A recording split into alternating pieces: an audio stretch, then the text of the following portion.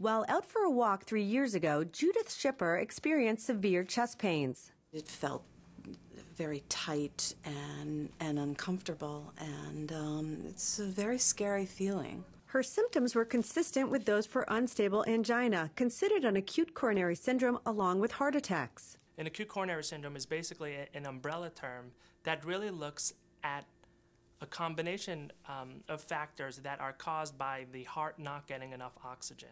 Motivated by the lack of consensus on which sex fares better following an acute coronary syndrome, Dr. Jeffrey Berger of the New York University Medical Center led new research on the topic that appears this week in JAMA, Journal of the American Medical Association. The current study was done to really take a look and try to understand why some differences exist between men and women in terms of their mortality following an acute coronary syndrome.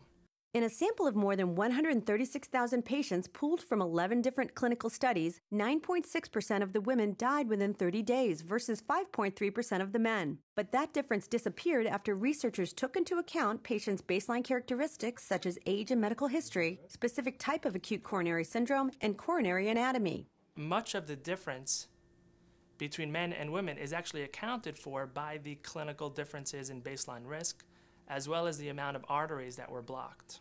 Women who suffered from more serious heart attacks continued to have a modestly higher death rate than men, while women who had less severe acute coronary syndromes had a lower rate. Haley Weldon, The JAMA Report.